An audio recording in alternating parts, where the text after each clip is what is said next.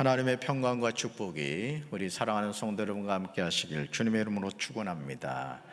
2주 전 주일 저녁 예배 때 왜 속회로 모여야 하는가, 이런 제목으로 말씀의 은혜를 나누었는데, 오늘은 왜 선교회로 모여야 하는가, 이런 제목으로 사도행전 11장 19절부터 26절 말씀으로 은혜를 나누고자 합니다. 사람은 홀로 설 수 없습니다. 우리는 누군가의 도움을 받으며 살아갑니다. 그러나 이런 사실을 우리는 선뜻 인정하려고 하지 않습니다.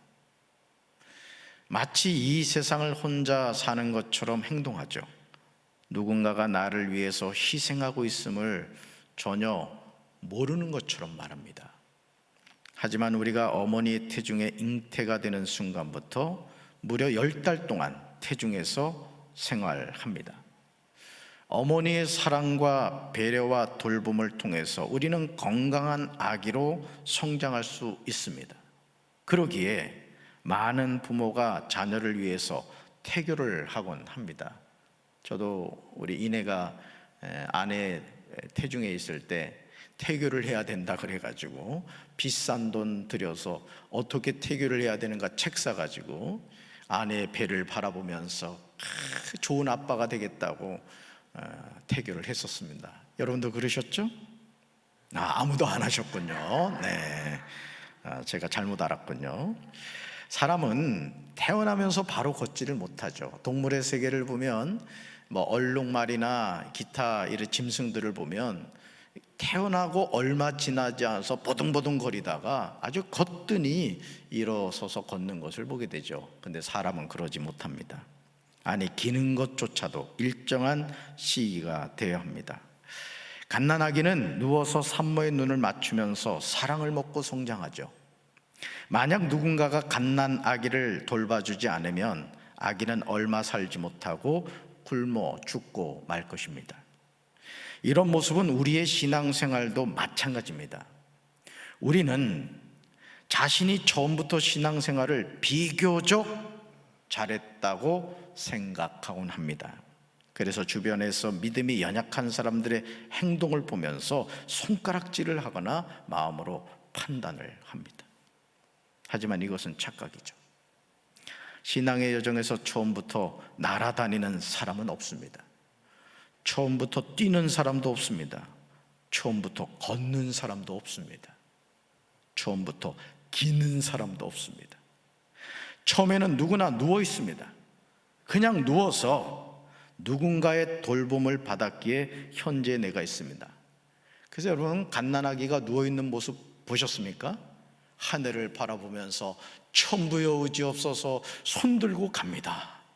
하나님만을 바라보는 그 믿음의 고백을 하죠. 그리고 울부짖어 부르짖어 기도하면 엄마가 다가와서 필요한 것을 채워주죠. 여러분, 우리가 나이를 먹어도 두 손 들고 하나님을 향하여 천부여 의지없어서 손 들고 갑니다. 고백하며 살아야 될 줄로 믿습니다.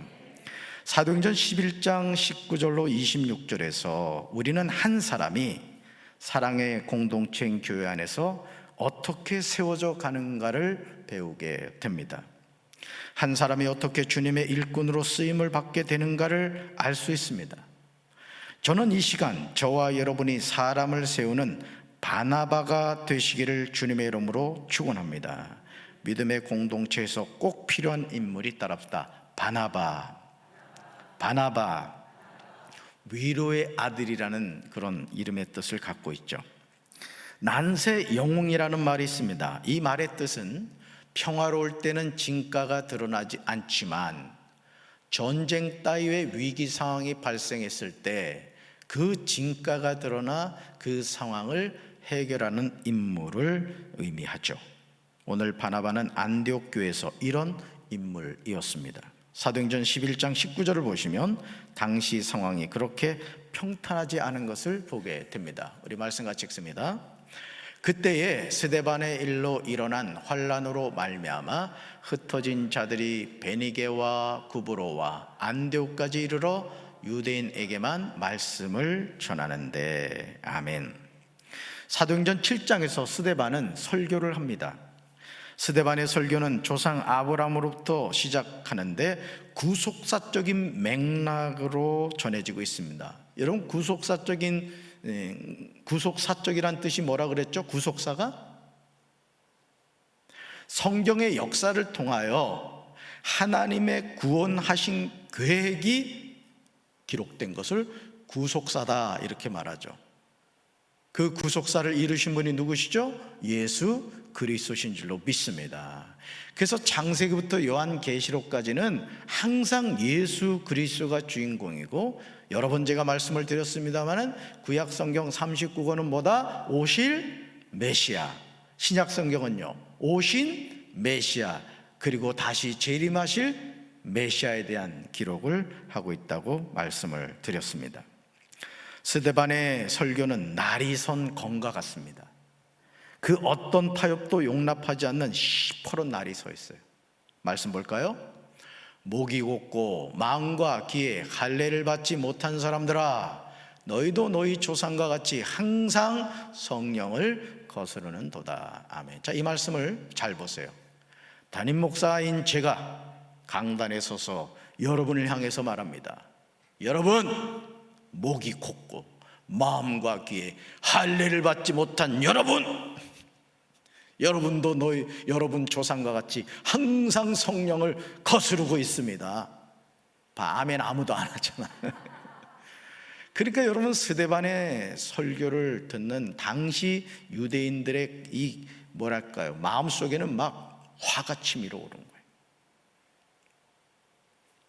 당시 유대인들은 스데반의 설교를 반박할 그 어떤 근거도 제시하지 못합니다. 왜냐하면 스데반이 하는 말이 조금도 틀린 것이 없었기 때문이죠. 여러분, 말씀을 들으면서 이게 뭔가 자꾸 걸리는 분들이 있을 거예요.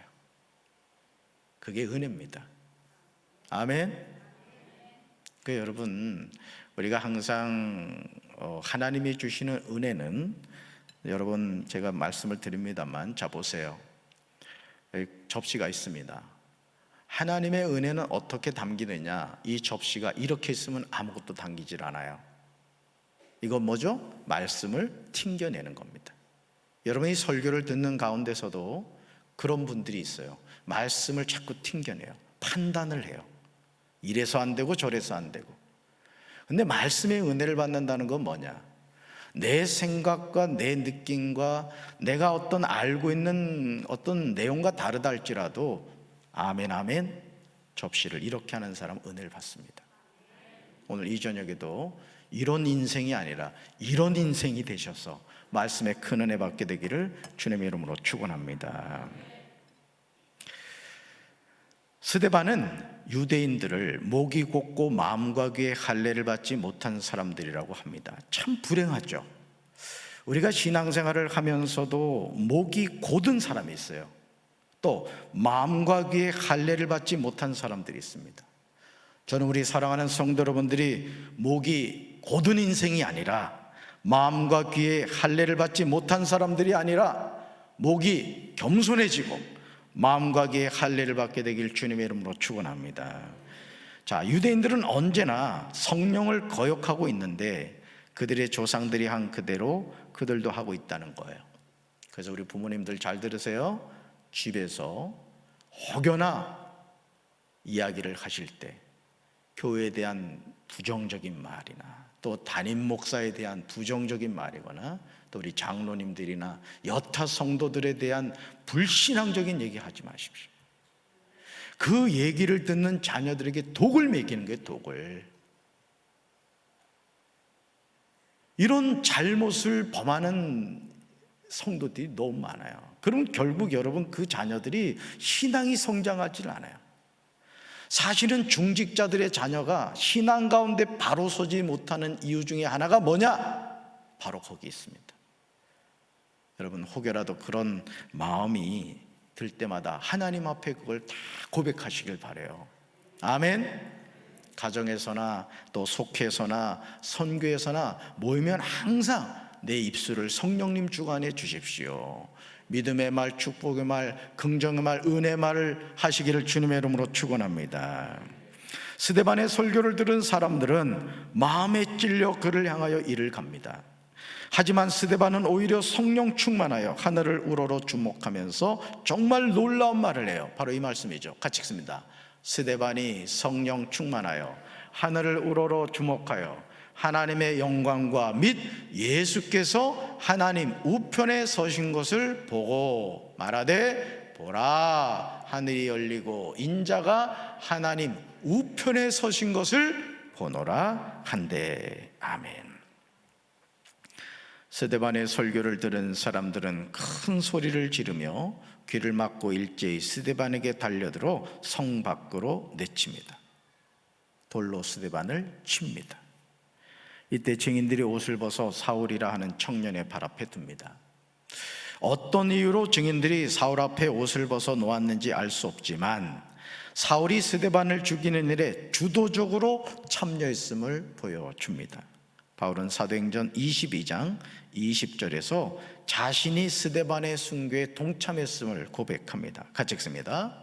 그리고 주님의 증언자인 스데반이 피를 흘리고 죽임을 당할 때에 나도 곁에 서서 그 일에 찬동하면서 그를 죽이는 사람들의 옷을 지키고 있었습니다. 아멘.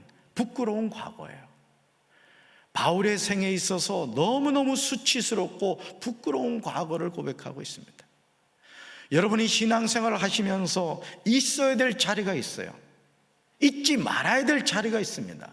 해야 할 말이 있고 하지 말아야 될 말이 있는 거예요.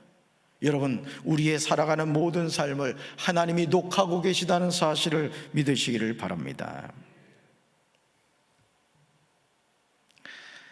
스데반 집사를 죽이는 일에 주도적으로 참여한 자신의 그 모습을 고백하는 거예요. 스데반 집사가 죽은 뒤 잇따라 일어난 박해로 성도들은 예루살렘을 떠나 흩어지죠. 여러분, 예루살렘 교회가 하루에 막 5,000명, 3,000명 막 회개하고 돌아오는 그 놀라운 역사가 일어났는데 어찌된 일인지 예루살렘 교회에 환란이 일어나게 됐다는 거예요.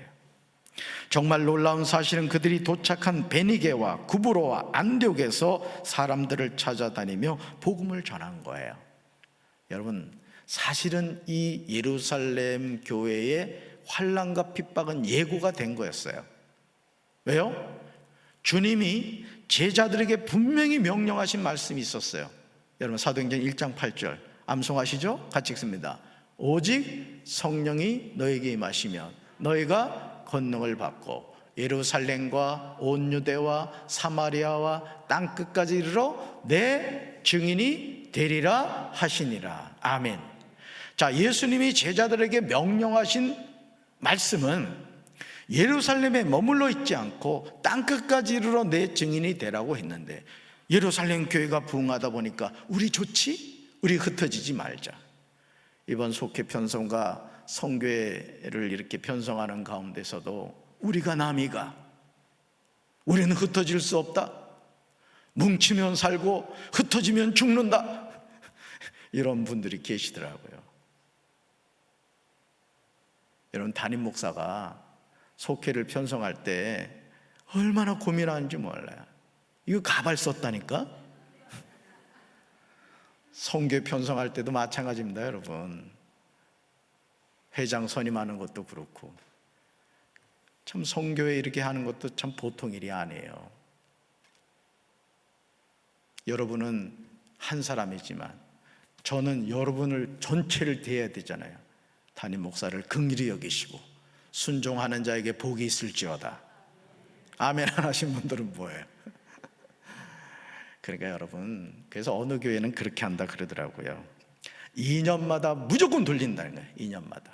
그러니까 여러분, 한 속회에 오래 있는 게 좋은 게 아니에요. 사실은 여러분, 한 공동체 안에서 30년 40년 신앙생활하면서 맨날 그냥 만나는 사람만 만나가지고 그렇게 신앙생활하는 게 좋습니까? 지겹지도 않아요? 남편하고 사는 것만 해도 지겨운데 좀 다양한 성도들을 사귀어야 될 거 아니겠습니까? 자, 점점 분위기가 심상치 않아지고 있어요. 자, 그러니까 예루살렘 교회가 흩어진 것은 그냥 일어난 일이 아니었다는 거죠. 예고된 일이었다는 것이죠. 왜? 주님의 명령은 예루살렘에서 땅 끝까지 복음을 전하라고 했는데 그 명령을 지키지 않았던 것입니다. 자, 그래서 흩어진 이후에야 그들이 이제 베니게와 구브로와 안디옥에서 사람들을 찾아다니며 복음을 전합니다. 물론 그들이 복음을 전한 대상은 유대 사람들이었습니다. 그런데 사도행전 11장 20절을 보시면 복음을 전한 대상이 이방인도 포함되는 것을 보게 돼요. 놀라운 모습이죠. 같이 읽습니다. 그 중에 구브로와 구레네 몇 사람이 안디옥에 이르러 헬라인에게도 말하여 주 예수를 전파하니. 아멘.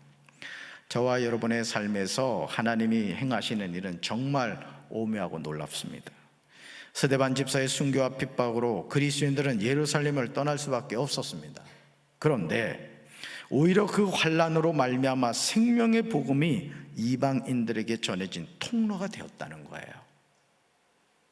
사도행전 11장 21절과 22절을 보시면 주님의 손길이 그리스도인과 매 순간 함께 하십니다.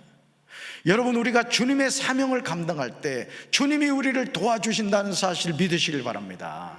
그러니까 여러분, 어떤 예를 들어서 내가 선교회장으로 세움을 받았다, 또 속회 인도자로 속장으로 임명을 받았다, 그럼 여러분 두려워하지 마세요.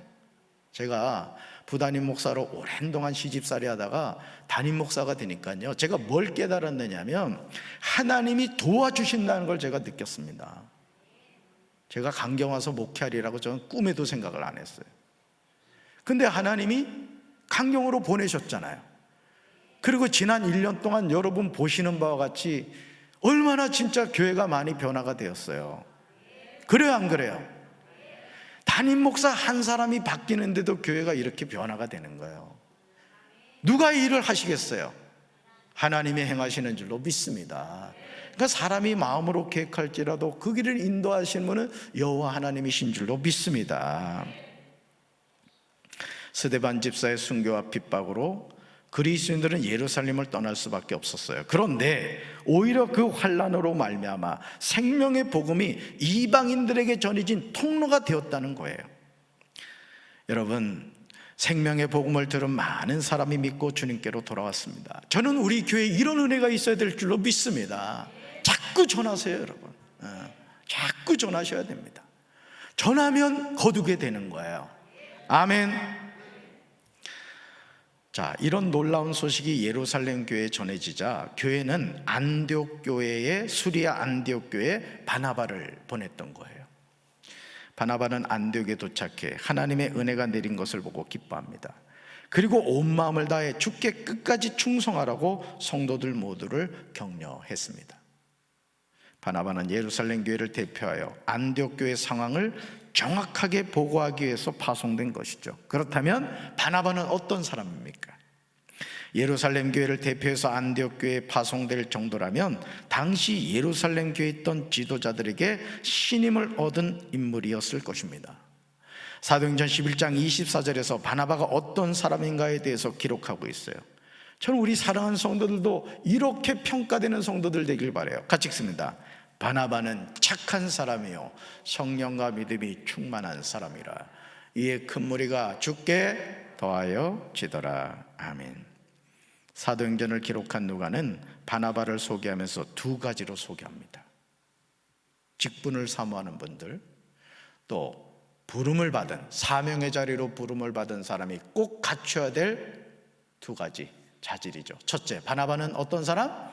착한 사람이라는 거예요. 이것은 이웃과의 관계에서 평가된 내용이죠. 둘째는요, 바나바는 성령과 믿음이 충만한 사람입니다. 이건 누구하고의 관계예요? 하나님과의 관계예요. 그러니까 여러분, 우리의 신앙은 항상 십자가 신앙이 돼야 돼요. 수직관계, 나와 하나님 관계. 수평관계, 뭐죠? 나와 이웃과의 관계예요. 이게 잘 조화를 이루는 신앙생활이 건강한 신앙생활이죠. 바나바는 착한 사람, 즉 좋은 사람이었습니다. 이것뿐만 아니라 바나바는 성령과 믿음이 충만한 사람이었어요. 여러분, 신앙생활을 잘 하기 원하시죠? 방법은 한 가지예요. 성령과 믿음이 충만한 사람이 되십시오. 꾸준히 기도하시고 꾸준히 성경을 읽으셔야 돼요. 예배를 사모하십시오. 아까도 제가 우리 찬양팀들이 우리 김세열 전사님이 막 열불나게 찬양 인도를 했어요. 우리 전사님 찬양 인도 참 잘하죠. 우리 교회 전도사님들이 찬양 인도를 정말 잘해. 나보다는 조금 못하지만 아주 잘해요. 아주 은혜롭게 잘해요. 아주 우리 청년들도 아주 신이 났더라고 보니까. 잘 들으세요. 여러분들이 하나님을 경외하는 믿음을 가진다는 것은 담임 목사가 강단에서 어떤 말을 선포하면 그걸 순종을 하셔야 돼요. 오늘 제가 이렇게 CCTV를 통해서 쫙 여러분들을 이렇게 찬양을 할 때 모습을 비춰줬어요. 손을 안 가지고 온 분들이 계시더라고. 손을 집에다 놓고 오신 분이 계셔. 여러분 앞에서 주의 종이 찬양 인도를 하면서 여러분 박수를 치면 박수를 쳐야지. 여러분 순종이라는 건 큰 것부터 하는 게 아닙니다. 제가 여러 번 말씀을 드렸지만은 우리 장로님들이나 우리 권사님들, 집사님들 잘 들으세요. 우리 전도사님들한테 어떤 경우에도 하대하는 말을 하지 마십시오. 따라합시다. 전도사님. 우리 청년들도 마찬가지야. 김세열 전사님이 예를 들어서 지금 25이요. 아유, 얘기하면 안 되는데. 그렇다고 해서 내 손잡벌이라 해가지고 말 놓고 그러지 마세요. 어쨌든 하나님의 종이라고요. 그러면 주의 종들에게는 항상 여러분이 깍듯하게 예우하시고, 또 찬양 인도를 할 때는요 뜨겁게 박수 치세요. 이 박수 치면요 건강에도 좋대요. 건강에도. 한번 손 들어봐요. 손 들어봐. 손 안 가지고 온 분들이 계신 것 같아서. 그래도 안 들은 사람들 뭐야 도대체? 아멘. 다 가지고 오셨구나. 다음 주에 또 제가 기대하고 보겠어요. 여러분, 성령과 믿음이 충만한 사람이었기에 이런 바나바의 삶을 통해서 많은 사람이 주님께로 나왔습니다.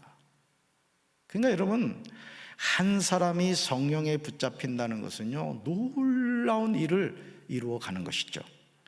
우리는 바나바의 소개 후에 그가 안디옥에서 어떤 사역을 했는가에 관한 내용이 나올 것으로 기대하죠. 왜냐하면 22절에서 예루살렘 교회가 바나바를 안디옥에 파송한 이유가 있기 때문이죠. 그런데 25절을 보시면 전혀 딴 방향으로 내용이 진행되는 것을 보게 됩니다. 바로 이 내용이에요. 바나바가 사울을 찾으러 어디로 갔다? 다소에 가서라는 내용이에요. 누가의 직업은 의사였습니다. 그러므로 누가가 쓴 누가복음과 사도행전을 보면 내용이 치밀하며 전후 문맥의 흐름이 정확합니다. 그래서 사실은 여러분이 누가복음을 읽은 다음에 사실은 요한복음을 건너뛰고 사도행전을 읽어야 전체 내용을 사실은 이해할 수가 있습니다. 왜냐하면 누가복음과 사도행전을 기록한 사람이 동일한 누가였기 때문에 그렇습니다. 근데 25절은 잘못된 것처럼 보이죠. 안디옥에서 하나님의 은혜를 보고 기뻐하여 모든 사람에게 굳건한 마음으로 주와 함께 머물러 있으라고 권면합니다. 이제 예루살렘 교회로 돌아와야 하지 않겠습니까? 하지만 바나바는 예정에 없던 다소로 갑니다. 그것도 스데반 집사를 죽이는 일에 찬성하였던 사울을 만나러 말입니다. 바울은 사도행전 26장 10절에서 자신이 어떤 삶을 살았는지 회고하는 장면이 나오는데 놀라지 않을 수 없는 삶의 발자취예요. 같이 읽습니다. 그래서 나는 그런 일을 예루살렘에서 하였습니다. 나는 대제사장들에게서 권한을 받아가지고 많은 성도를 옥에 가두었고 그들이 죽임을 당할 때 그 일에 찬동하였습니다. 아멘. 바나바는 사울이 어떤 삶을 살았는지 몰랐을까요? 아닙니다. 당시 예루살렘 교회에 있던 지도자들은 사울이 어떤 존재인지 너무나 잘 알았어요. 아주 유명한 인사였어요. 사울이라는 사람이.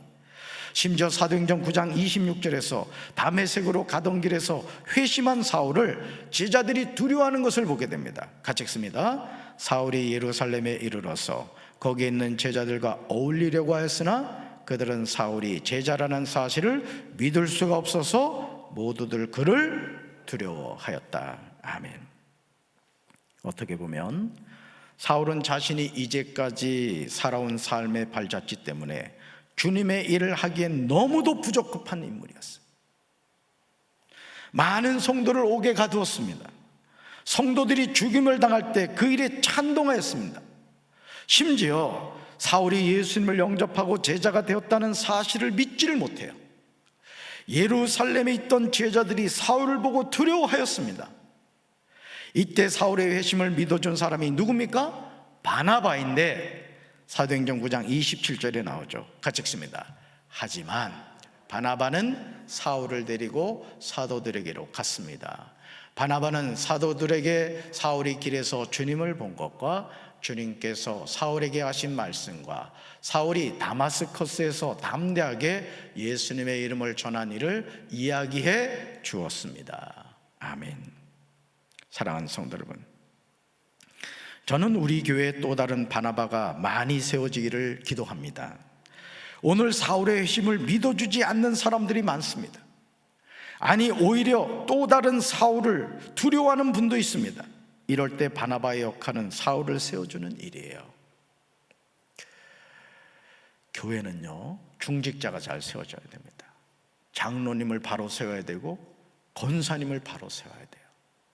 그러면 장로님 한 분을 바로 세우면 그 장로님을 통해서 훌륭한 권사님들이 세워지는 거예요. 또 권사님들이 잘 세워지면 좋은 집사님들이 세워지는 거예요. 여러분들이 직분을 사모하시되 그 직분에 대한 영적 부담감을 가지십시오. 오늘 바나바에 대해서 두 가지 평가가 나왔죠.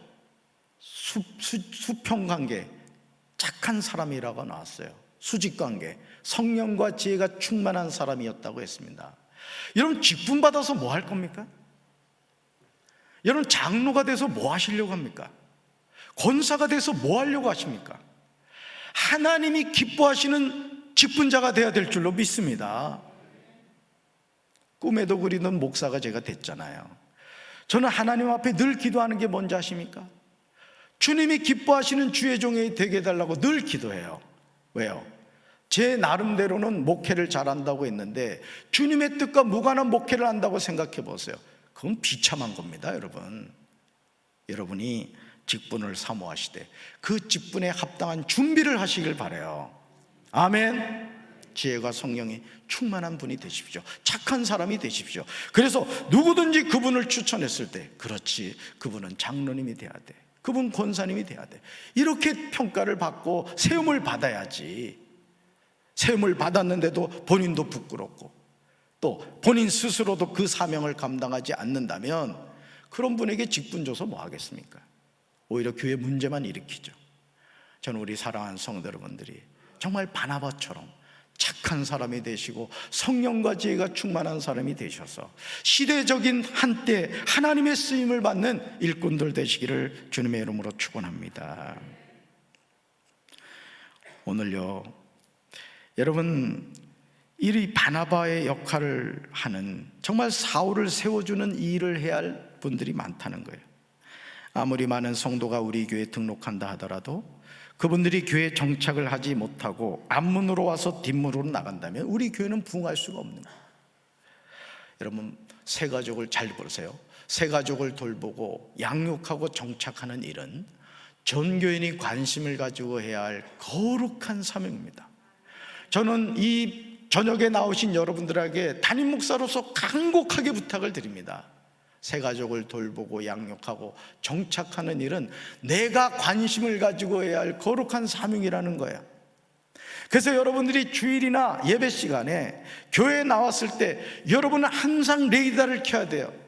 어떤 레이더를 켜야 되느냐? 늘상 만나는 사람은 평소에 만나니까 아는 척하지 말고 얼굴이 좀 낯설거나 처음 오신 분 같으면 다가가서 그분을 손잡아 주라고요. 제가 여기 부임했는데 어떤 권사님이 그 얘기를 하더라고. 자기가 요 강경 있는 교회를 다녀봤다는 거예요. 어느 교회 갔더니요, 아는 척도 안 하더래요. 왔는지 마는지 그냥 그러더래요. 근데 우리 교회는 그때 행정사무원이 있었다고 하여간 뭐 그랬대요. 근데 그분이 쫓아와가지고 아는 척하고 막 그 차도 주고 막 이래가지고 여기 등록을 했다는 거야. 그러니까 여러분, 사람이 그렇습니다. 어디를 갔을 때 누군가 알아준다는 것이 얼마나 마음을 평안하게 하는지 몰라요. 우리 청년교회도 마찬가지요. 청년교회도 끼리끼리 모이지 말고 좀 이렇게 좀 낯설어하고 이런 사람들 관심을 가져줘야 되는 거예요. 우리 청년들만 아멘?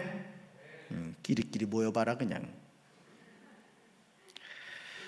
사울이란 인물에 대해서 두려워하는 제자들에게 바나바는 사울의 회심과 주님이 사울에게 하신 말씀과 사울이 회심 후 다메섹에서 담대하게 예수님의 이름을 전한 일을 이야기해 줌으로써 그들의 두려움의 옷을 벗게 만드는 가교 역할을 한 것입니다.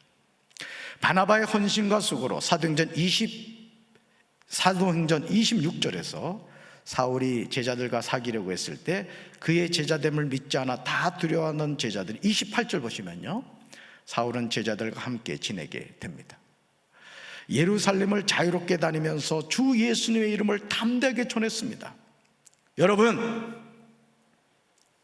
이제 교회에 등록해가지고 막 너무너무 기뻐가지고 교회 일에 열심히 하는 사람 제발 안다리 바깥다리 걸어서 넘겨뜨리질 좀 말아요. 우리 교회 얘기는 아니에요. 저기 서울 사람들이 그런다는 거야. 그리고 들리듯이 말이에요. 지가 언제 왔다고 저리 설치고 다니냐? 쟤 누구냐? 그런다는 거예요. 그러지 마세요. 그 죄를 짓는 겁니다.